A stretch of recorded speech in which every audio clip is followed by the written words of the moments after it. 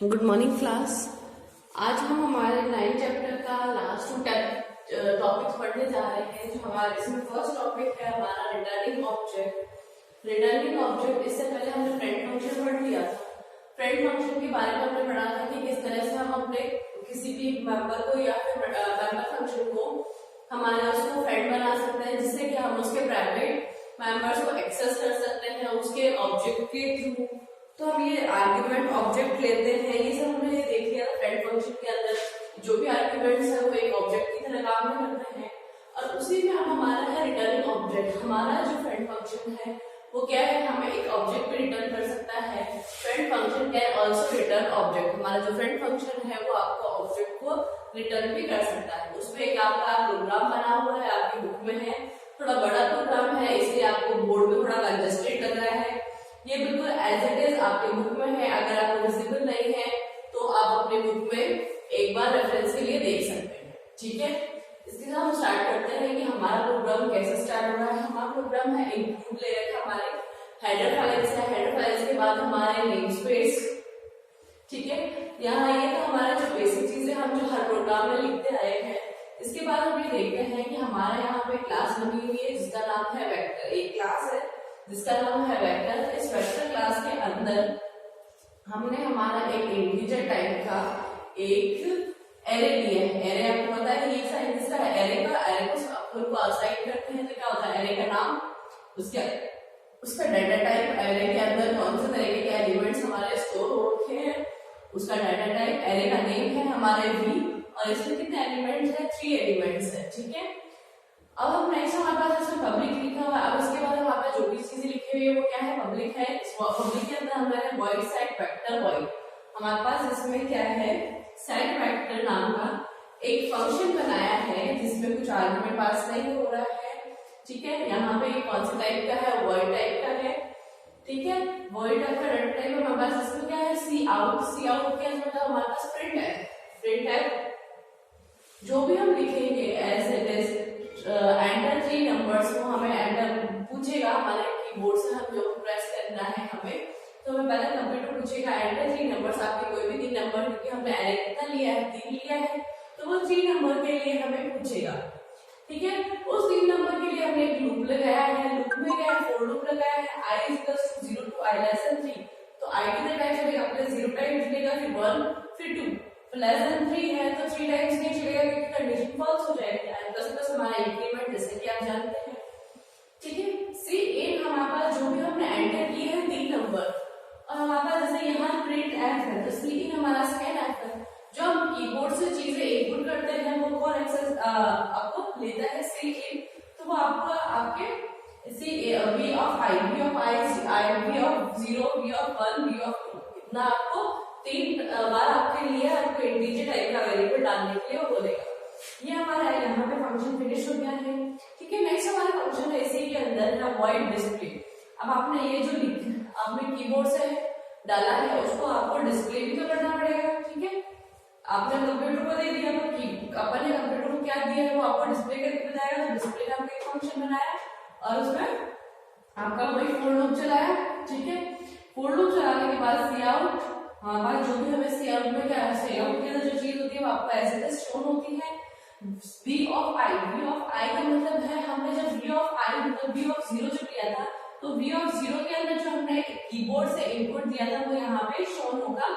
फिर हमारे पास क्या है, कॉमा, फिर जो भी आपने फर्स्ट नंबर एंटर किया उसके बाद आपको कॉमा शो होगा। ठीक है, फिर सेकंड नंबर एंटर करेंगे फिर कॉमा शो होगा, फिर थर्ड नंबर एंटर होगा फिर आपको कॉमा शो होगा। ठीक है, फिर ये हमारा फंक्शन आपका फिनिश हो गया है।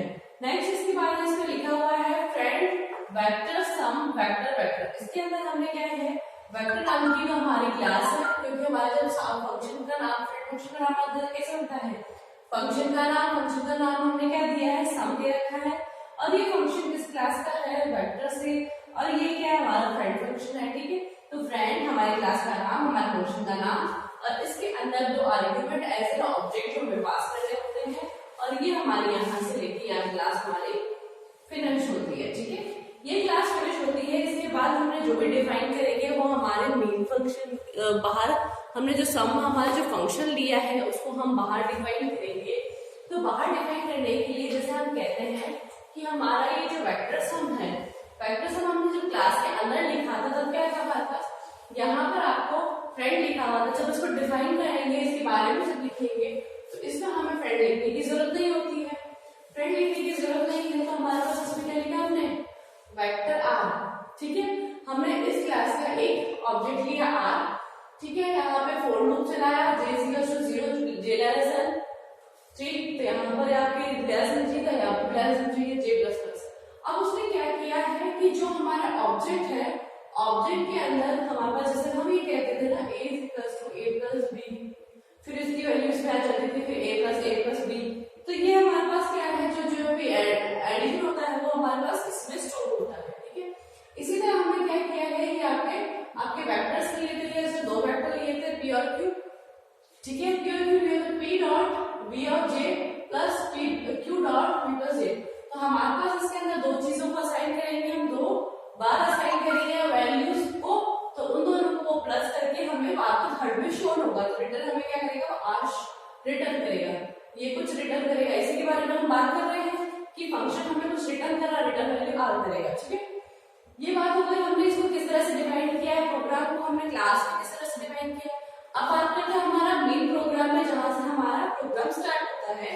तो हम बात करते हैं मेन फंक्शन की। मेन फंक्शन के अंदर हमने मेन फंक्शन जब स्टार्ट किया तो वेक्टर नाम की जो क्लास है हमारी, ये वेक्टर नाम की जो क्लास है, इसके 3 ऑब्जेक्ट बनाए हैं, v1 v2 v3।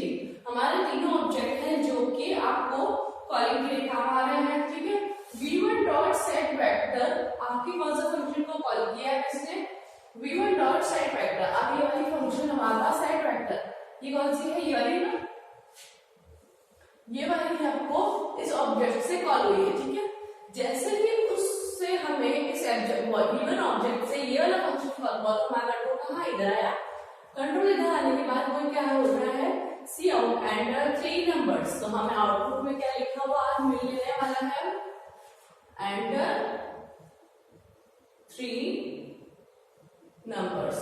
और बस एंटर करना है 3 नंबर्स। अब हमें 3 नंबर पूछा है, हमें कीबोर्ड से एंटर करना है।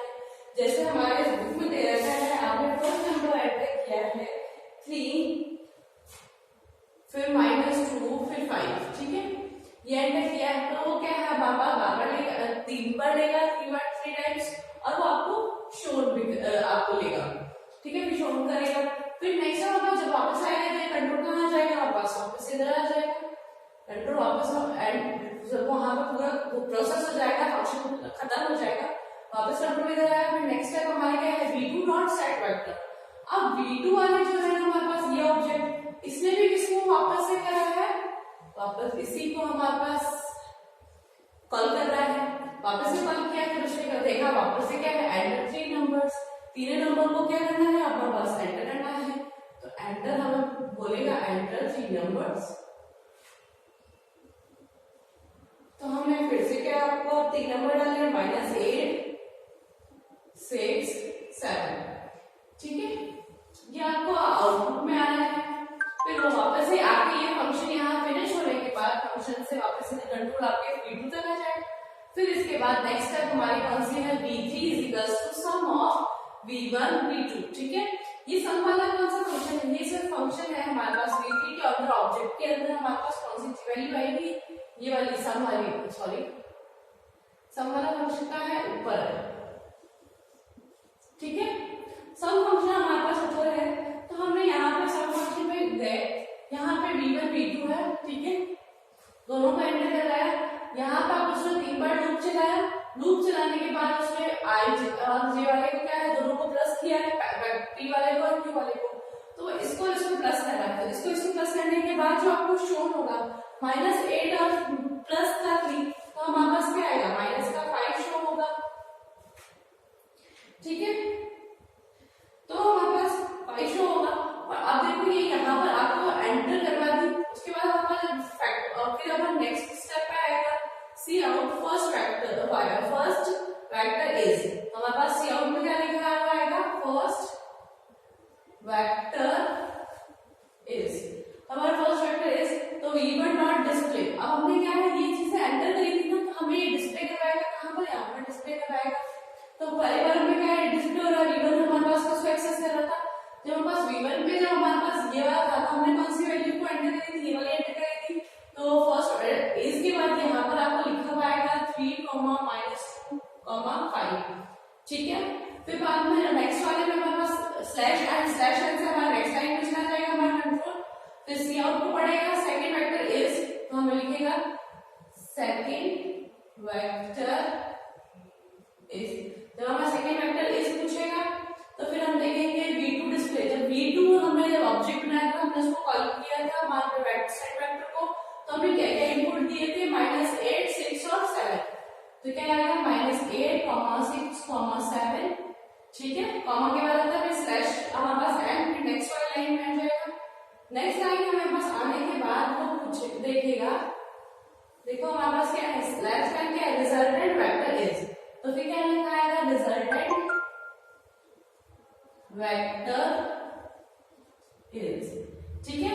नेक्स्ट हमारे पास वेक्टर इज लिखा हुआ आएगा, तो हमारे पास क्या है, v3 डॉट डिस्प्ले। अब v3 हमारे पास क्या था, v3 जब हमने ऑब्जेक्ट बनाया था तो v3 हमने किसको कॉल किया था, हमारे सम वाले को कॉल किया था, ठीक है। ये सम वाला कॉल किया था, सम वाले को कॉल करने से क्या हुआ था, हमारे दोनों को प्लस कर रहा था वो, ठीक है। तो क्या था, 3 - 8 -5 -2 और +6 4 5 और प्लस हमारे पास क्या था 12, ठीक है। ये आपका डिस्प्ले कर देगा, ठीक है। ये डिस्प्ले होने के बाद रिटर्न 0, तो फिर हमारे पास वापस से उसमें रिटर्न चला जाएगा। रिटर्न इतनी वैल्यूज को हमने रिटर्न कर दिया, और ये जो ऑब्जेक्ट है हमारे पास रिटर्न कर रहा है, ये जितनी भी आर जो रिजल्ट हमारे पास है, आर वेक्टर में रिजल्ट कर रहा है, रिटर्न कर रहा है, और रिटर्न हमारे पास लास्ट वैल्यू हम जब उसको हम हमारे फ्रेंड फंक्शन से बाहर आते हैं, क्लास से बाहर आते हैं, तो हम उसको रिटर्न 0 लिखते हैं, ताकि हम हमारे कंपाइलर को बता सके कि हमारा प्रोग्राम ओवर हो चुका है। और आपके ये जो रिटर्निंग ऑब्जेक्ट है, इसको फंक्शन को देखते रहना कि हमारा प्रोग्रामिंग बाद में देखना, पहले ही देखना कि कौन सा फंक्शन कॉल हुआ है, फिर जिस फंक्शन को वो कॉल कर रहा है उस फंक्शन में जाके ये देखना कि नेक्स्ट हमारे पास क्या वो कॉल करने के बाद कौन सा टास्क परफॉर्म कर रहा है। फिर वो फंक्शन फिनिश होने के बाद आपका नेक्स्ट वापस हो, तो नेक्स्ट किसको कॉल कर रहा है, फिर नेक्स्ट वीक किसको कॉल कर रहा है। इस तरह से आप देखेंगे तो आपको ये प्रोग्राम आपके बुक में समझ में आने लगेगा। कोशिश करिए कि मेन वाला जो फंक्शन है, नेम जो कॉलिंग हो रही है, वो देखिए कि किस तरह से आपको कौन सा फंक्शन कॉल हो रहा है। इसी के साथ हमारा इस चैप्टर का लास्ट जो टॉपिक है हम वो डिस्कस करने वाले। सो हमारा इसमें लास्ट टॉपिक है इस चैप्टर का pointers for memory. Pointer memory के लिए पॉइंटर को किस तरह से हम अपने क्लास के अंदर डिस्कस करते हैं वो बताया गया है आपको एग्जाम्पल के थ्रू। इसमें क्या होता है, क्लास का जो क्लास की जो मेथड का एड्रेस होता है वो पॉइंटर के थ्रू भी हम उसको असाइन कर सकते हैं। जैसे कि हमने एग्जाम्पल है आपकी बुक में एज इट इज मैंने लिखा है, हमारे क्लास ले रखी है, एग्जाम की क्लास ले रखी है जिसके एक मेंबर है हमारे पास ए। इसके बारे में बात करेंगे हम, ए मेंबर है और ये एक प्राइवेट आपके मेंबर फंक्शन है ए, जो कि इंटीजर डाटा टाइप का है। फिर फंक्शन है हमारे पास वॉइड शो, ठीक है। फंक्शन मेंबर को भी हम करेंगे, उसके बारे में बात करेंगे, पर ये हम बाद में डिस्कस करेंगे। फर्स्ट हम डिस्कस करते हैं हमारे ए के बारे में कि हम ए को किस तरह से आपको यूज करा जाता है। तो इसके अंदर क्या होता है, हम उसको क्लास के पॉइंटर को किस तरह से आपको बताते हैं, वो है एक मिनट, वो इस तरह से है आपके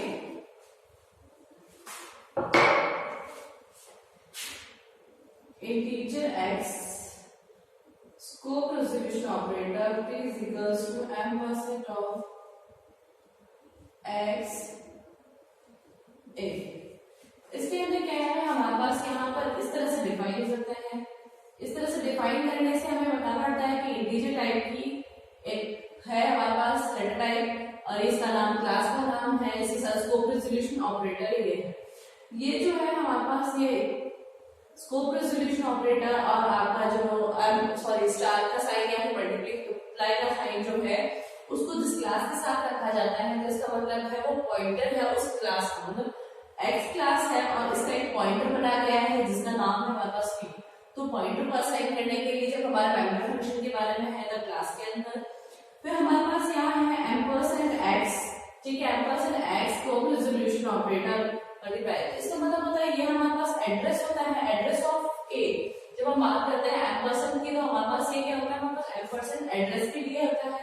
तो हमारे पास ये जो है ये क्लास ए का क्लास एक्स का ए मेंबर जो होता है उसका एड्रेस आपको बताता है, ठीक है। इसके अंदर हम जैसे पहले पॉइंटर यूज करते थे, इंटीजर वाला, integer star p is equals to ampersand of A. ये जो चीज है ये इसमें एप्लीकेबल नहीं होती है, ठीक है। इसी के साथ हम ये देखते हैं कि हमारे जो पॉइंटर्स को हमारे पास दूसरे असाइन करते हैं उसी के ऑब्जेक्ट के थ्रू फ्रेंड फंक्शन के अंदर कैसे एक्सेस करते हैं। तो उसमें क्या होता है, आपको इस तरह से हमारे पास एक फंक्शन बनाया है, जैसे फंक्शन हमने बात करी थी इसके बारे में, ये फ्रेंड फंक्शन हमने बनाया है। इस फंक्शन के हमारे पास क्लास है, क्लास का हमने एक ऑब्जेक्ट बनाया, ठीक है। ऑब्जेक्ट बनाने के बाद हमने यहाँ लिखा है, ऑब्जेक्ट लिखा है एक्स, डॉट ऑपरेटर है और यहाँ हमारे पास परसेंटेज है। इसका मतलब हमारे पास जो वैल्यू है हमारे पॉइंटर के अंदर जो एड्रेस है, तो हमें क्या असाइन करेगा, हमें एक डिस्प्ले करेगा वैल्यू, और जो ए की जो वैल्यू है हमारे पास यहाँ जो वैल्यू है ए, मतलब इस पॉइंटर के ऊपर, इस एड्रेस के ऊपर पॉइंटर जिसको एड्रेस को होल्ड करके रखा है उस पे कौन सी वैल्यू है आपको वो डिस्प्ले करेगा। तो इसमें क्या करेगा, डिस्प्ले वैल्यू ऑफ ए। ये वाली बात भी ऐसा है कि डिस्प्ले करेगी ए की वैल्यू, और हम इसे अगर ऐसा लिखेंगे cout X dot A, X dot A का मतलब भी है ये भी आपको क्या करेगा, आपको डिस्प्ले करेगी ए की वैल्यू, डिस्प्ले करेगी जो भी आपकी ए की वैल्यू है वो ही डिस्प्ले करेगी। और हम इसमें पॉइंटर के एड्रेस के ऊपर जो वैल्यू है वो लेंगे, तो भी वही बात है, हमारे पास ए की वैल्यू को हम डायरेक्ट एक्सेस करेंगे ऑब्जेक्ट के थ्रू, तो भी वो ऑब्जेक्ट क्या है ए की वैल्यू को ही बताएगा। नेक्स्ट हमारे पास है, इसके अंदर एक हमारे पास है, हमारे पास मेंबर फंक्शन के लिए पॉइंटर को सेट कर सकते हैं, और वो भी किसके थ्रू, हमारे पास डिफरेंसिंग ऑपरेटर है। डिफरेंसिंग ऑपरेटर होता है हमारे पास एक तो डॉट है, डॉट ऑपरेटर, और हमारे पास मल्टीप्लाई का ऑपरेटर। दोनों को जब हम ऐड करते हैं, जैसे हमने कंपाउंड ऑपरेटर की बात करी थी तो दो ऑपरेटर साथ में था, असाइनमेंट ऑपरेटर था साथ में, तो इसमें क्या है, डॉट ऑपरेटर और मल्टीप्लाई ऑपरेटर है जिसको हम डिफरेंसिंग ऑपरेटर यूज करते हैं, जो कि हमारे मेंबर फंक्शन को सेट करने के लिए काम आता है। तो हमने देखा ये एग्जाम्पल के थ्रू, ये क्लास हमने वही लिए, इसके अंदर तीनों को साथ इसीलिए लिखा है क्योंकि ये क्लास एक्स के थ्रू ही आपको एग्जाम्पल दे रहा है, ठीक है। क्लास एक्स है जिसे एक ऑब्जेक्ट बनाया है, इस ऑब्जेक्ट के अंदर वाई टाइप है, हमारे पास क्लास का नाम स्कोप रिजोल्यूशन ऑपरेटर, हमारे पास जैसे हमारे पास उसमें मेंबर फंक्शन में यहाँ ए यूज किया था, यहाँ पे है हमारे पास, यहाँ पे पी एफ, मैंने यहाँ पे क्या है पी एफ अपना पॉइंटर लिया, ठीक है। यहाँ पर एक्स हमारे पास एम्परसेंड ऑफ एक्स लिखा है, और ये हमारे पास शो हमारे पास जो मेंबर फंक्शन है जिसके बारे में हम बात कर रहे हैं, मेंबर फंक्शन है हमारे पास जिसको हम इन्वोक करने वाले हैं। यहाँ पे इसका ये आपको डिफरेंसिंग ऑपरेटर यूज करके आपका जो भी मेंबर फंक्शन है उसको इन्वोक किया जा सकता है, ठीक है। ये इन्वोक करता है हमारे शो ऑपरेटर को, जो भी हमारे पास आपके फंक्शन दे रखा है जिसके बारे में आप बात कर रहे हैं, और उसके साथ आपको ये असाइन करना है क्योंकि ये आपका पॉइंटर है वो इसको होल्ड करके रखा है, ठीक है। ये डिफरेंसिंग ऑपरेटर हो गया। ये हमारे इस 9 चैप्टर का लास्ट टॉपिक था, इसी के साथ हमारा 9 चैप्टर फिनिश हो जाता है। नेक्स्ट वीडियो के साथ हम स्टार्ट करेंगे हमारे प्रोग्राम्स, और प्रोग्राम्स के साथ हम उनको किस तरह से लिखेंगे, तो कोशिश करना जो आप प्रोग्राम मैं आपको बताऊंगी, मतलब पहले तो आपको बोर्ड पे लिख के बताऊंगी एक प्रोग्राम, उसके बाद आपके कंप्यूटर स्क्रीन पे बताया जाएगा कि वो प्रोग्राम किस तरह से लिखा हुआ है, उसको रन करा जाएगा, ठीक है। फिर नेक्स्ट आपका नेक्स्ट प्रोग्राम बोर्ड पे, फिर उसका आपको कंप्यूटर पे शो होगा। ये जितने भी प्रोग्राम्स मैं आपको बताऊंगी वीडियो के अंदर, आपको आपके नोटबुक में मतलब रिकॉर्ड में नहीं बनाना है, रिकॉर्ड उसके लिए नहीं बनाना है, आपको अपनी सीएस की जो आपकी या आप नोट्स की कॉपी है उसमें करने की कोशिश करिए, ठीक है। आपको रिकॉर्ड अभी तक प्रिपेयर नहीं करना है जब तक आपको इन्फॉर्मेशन नहीं दी जाती कि रिकॉर्ड बनाने के लिए। Thank you.